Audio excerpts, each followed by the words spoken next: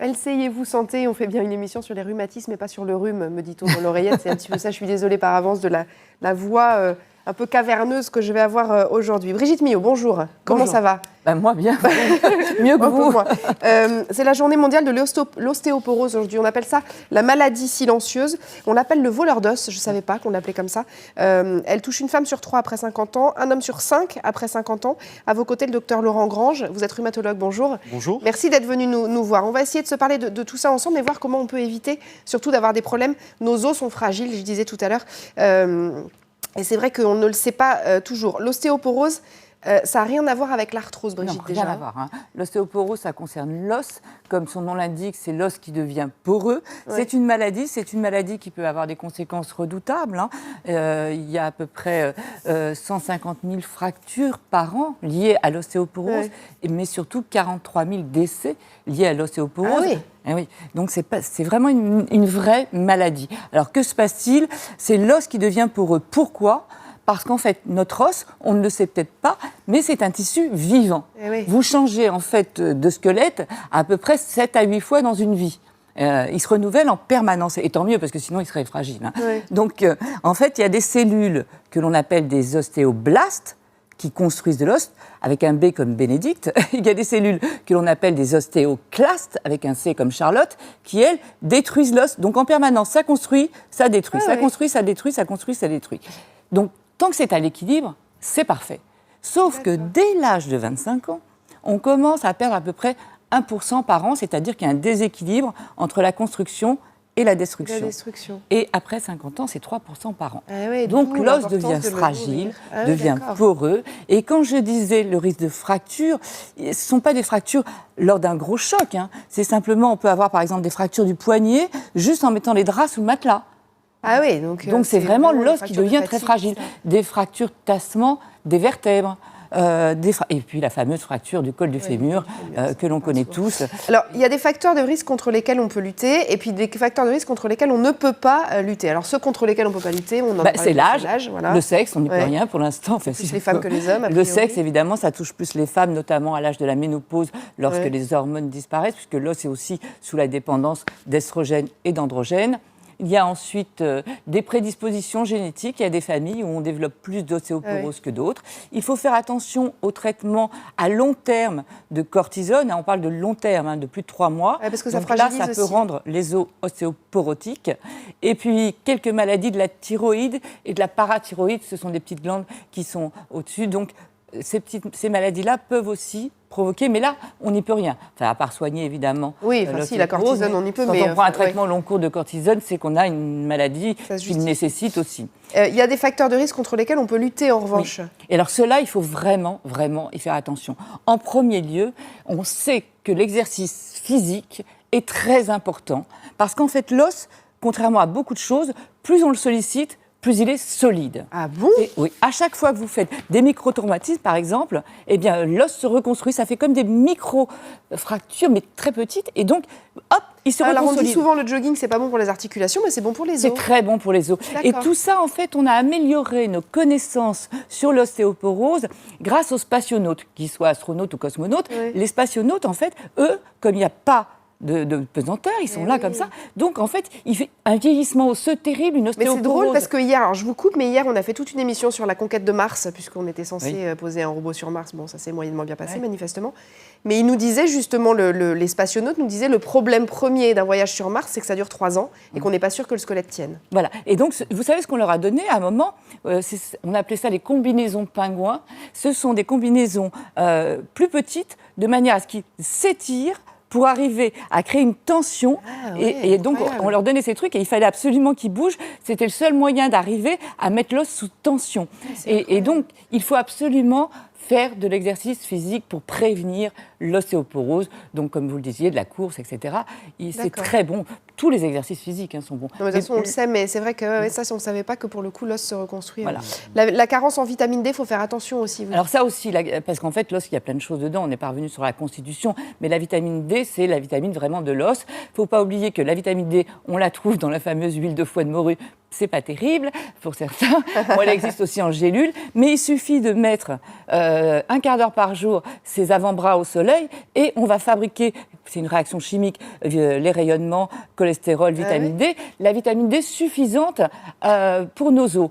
Après, il y a évidemment des ampoules. N'oublions pas aussi, alors là, un petit conseil pour les femmes qui sont voilées de la tête aux pieds. Là, elles ne peuvent pas synthétiser, elles ont des grosses carences en vitamine D, avec de l'ostéoporose très développée. Ah oui. Donc là, il y a des ampoules de vitamine D qu'il faut absolument prendre. C'est important, la vitamine D est essentielle. Oui, les ampoules UV-dose. Le calcium aussi, on a tous en tête la pub pour le fromage blanc là, qui renforce les os. Non, mais c'est important. Il faut absolument, parce que l'os, il y a essentiellement du calcium dedans. Oui, bien sûr. Donc, évidemment, tous les produits laitiers, les fromages, etc. Pour ceux qui ne veulent pas grossir, on peut prendre des os très calciques. Il faut faire attention. Des os EAUX. Hein. Oui, des os. Pardon, des os.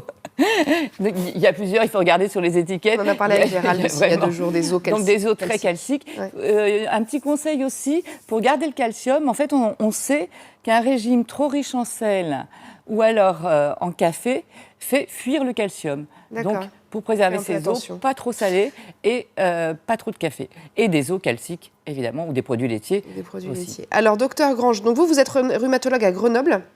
Et vous êtes président de l'AFLAR. Je reviens juste, pardonnez-moi, dans les facteurs de risque, il y a un facteur de risque qui est très important, c'est la minceur à double titre. D'abord parce que si on est trop mince, c'est qu'on n'a pas la nourriture suffisante et les os, ils sont vascularisés, il faut les nourrir, il faut des nutriments, etc. Et puis en plus, double effet parce que, imaginez que vous tombiez sur les fesses, s'il n'y a pas de gras, eh bien, vous risquez beaucoup plus facilement une fracture que s'il y a un bon arrobage. Bon, alors ne soyez pas trop mince. Donc l'AFLAR, je disais, c'est l'Association française de lutte anti-rhumatismale. Tout à l'heure, on a commencé en disant que c'était une maladie silencieuse. Comment est-ce qu'on la dépiste, cette maladie ?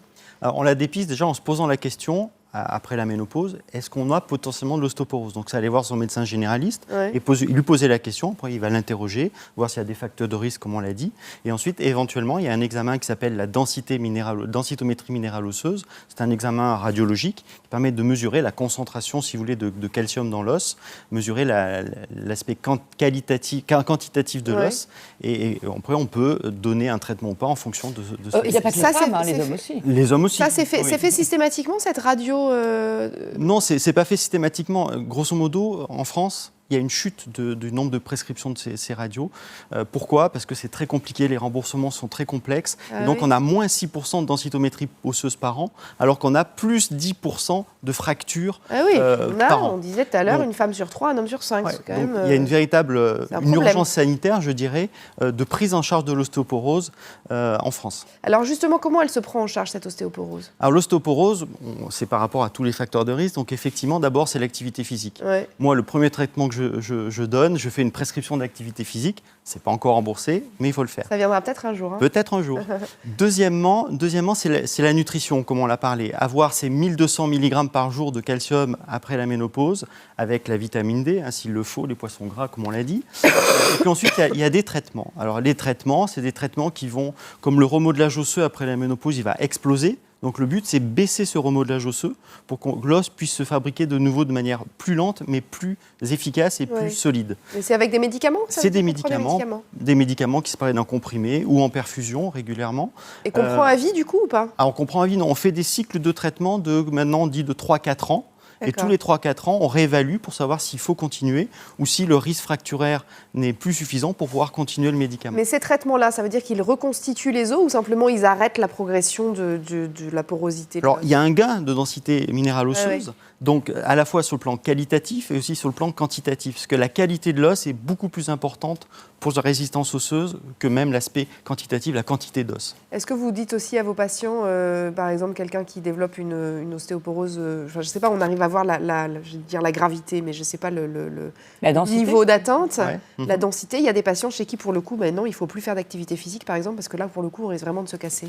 Eh bien non, même si on a une ostéoporose très importante, il faut continuer à mobiliser, comme on l'a dit tout à l'heure, et ça fait partie du traitement. Donc c'est une séance de kiné, à la limite, des choses encadrées ? Ça peut être de la mobilisation douce au début, puis de plus en plus active, en sachant que les fractures, les tassements de vertèbres, ça fait mal. Donc c'est sûr que lorsqu'on est hyperalgique, il y a une période de repos, et ensuite il faut vite reprendre une activité. Même quand vous êtes alité, pour n'importe quelle raison, une maladie, une opération, etc. Bouger. Il faut absolument bouger, sinon l'ostéoporose s'accélère. Donc dès qu'on n'est plus en mouvement, là, il y a plus de destruction que de construction. Donc, même alité, il faut absolument penser à mobiliser, à bouger vos os. C'est fondamental. Écoutez, on aura appris quelque chose. Alors, il y a un site qui s'appelle toutsurostéoporose.fr avec un tiret entre chaque mot, on va vous l'afficher.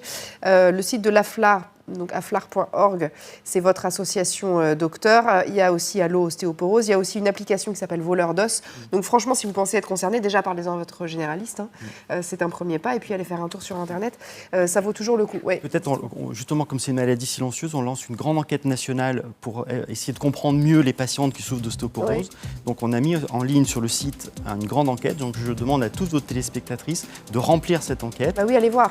Pour qu'on puisse ensuite mieux les prendre en charge par la suite. Alors, c'est sur le site de l'AFLAR, aflar.org. Aflar.org. Eh bien, on a tout compris. Merci beaucoup. Merci à tous les deux d'être venus nous voir sur le plateau de LCI et vous. Dans une seconde, on va parler de quoi? Des enfants, tiens, leur façon de se nourrir. Pardonnez-moi. Il y a un salon de la gastronomie pour enfants qui ouvre, là, c'est la première édition. Leur apprendre le goût, leur apprendre les nouvelles saveurs. On va parler de tout ça. Et puis, comme on a Laurent Mariotte sur le plateau, on va en profiter avec lui aussi. Et il va nous ramener les Saint-Jacques, figurez-vous. Il va nous expliquer comment. Je peux rester une dame? Ah non, vous n'êtes pas invité. Si, bien sûr, vous restez avec nous. Vous allez manger des Saint-Jacques avec nous. Allez, à tout de suite.